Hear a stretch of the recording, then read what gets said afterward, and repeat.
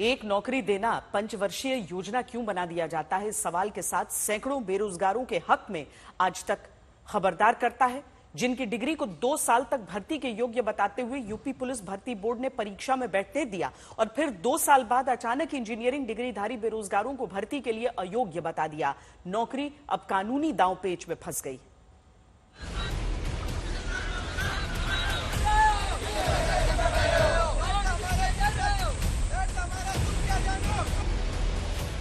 योगी जी भर्ती बोर्ड सुन लो हमारी पुकार, बीटेक को अहर बताकर मत करो इनकार। एक सरकारी भर्ती निकालकर उस पर कई चुनाव जीत लेने वाली टेक्निक समझनी है, वो भी बिना नौकरी दिए। तो आइए मिलिए उत्तर प्रदेश की राजधानी में लखनऊ में लाचार होकर उस धूप में प्रदर्शन करते हुए नौजवानों से, जिस धूप में इन्हें तरसाने वाले जवाबदेह लोग एसी कमरे में बैठकर दशहरी आम सुकून से चूस रहे होंगे, जिनकी वजह से नौकरी पाने के सपनों को जोंक हो चुकी कुव्यवस्था चूस चुकी है।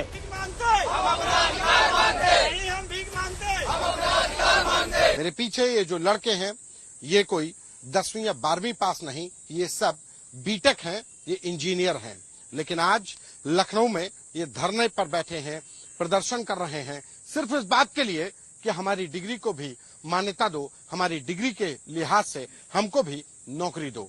समझिए हुआ क्या है। जनवरी 2022 यानी उत्तर प्रदेश के चुनाव से पहले पुलिस में हेड रेडियो ऑपरेटर की 936 भर्ती वाली पोस्ट निकलती है। 2 साल बाद जनवरी 2024 यानी लोकसभा चुनाव से पहले जाकर उसी पुरानी भर्ती की परीक्षा होती है। 2 साल तक 2 चुनावों के बीच बीटेक पास बेरोजगार पूछते रहे कि हम भी नौकरी का फॉर्म भरने के लिए योग्य हैं या नहीं। 2 साल तक उत्तर प्रदेश का पुलिस भर्ती बोर्ड कहता रहा, हाँ बीटेक वाले भी हेड रेडियो ऑपरेटर की भर्ती परीक्षा देने के लिए योग्य हैं, फॉर्म भरिए।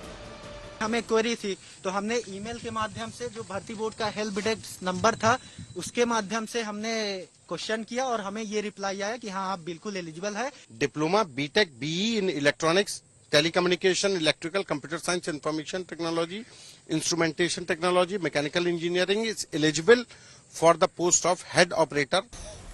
बीटेक पास ये बेरोजगार युवा यूपी में पुलिस भर्ती बोर्ड के कहने पर 2 साल तक फॉर्म भर के इस भरोसे परीक्षा भी दे डाले कि अब इन्हें हेड रेडियो ऑपरेटर की नौकरी मिलेगी। परिणाम आने के पहले भी ये बेरोजगार आरटीआई लगाकर पूछते रहे कि भर्ती बोर्ड वालों सब ठीक है ना, हम भर्ती के योग्य है ना। ये आरटीआई तब लगाई जाती है जब आंसर की आ गई, यानी इन बच्चों के द्वारा परीक्षा दे दी गई और उसके 7 दिन बाद यानी कि 23 अप्रैल 2024 को बोर्ड के द्वारा कहा जाता है कि नहीं, अब आप लोग एलिजिबल नहीं है। फिर एक झटके में सैकड़ों बेरोजगारों के धैर्य को पत्थर से उत्तर प्रदेश पुलिस भर्ती बोर्ड के हुक्मरानों ने कुचल कर रख दिया। 16 अप्रैल में हमें बता रहे हैं हम एलिजिबल हैं और 23 अप्रैल को हमें कह रहे हैं हम एलिजिबल नहीं है।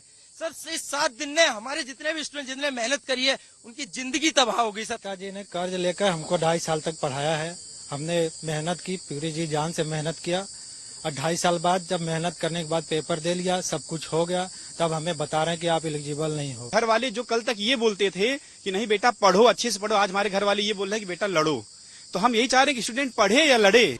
2 साल तक जिस डिग्री को भर्ती के योग्य बताया उसे अब अयोग्य बताने का नतीजा ये कि जो गरीबी रेखा से बाहर लाने का श्रेय सरकार लेती है, वो ये भी देखे कि रिटायर पिता श्री कृष्ण के नौजवान बेटे बेटी अगर सरकारी भर्ती की लटकी हुई नीतियों में उलझे रहे तो फिर से परिवार गरीबी रेखा के नीचे ही चले जाते हैं।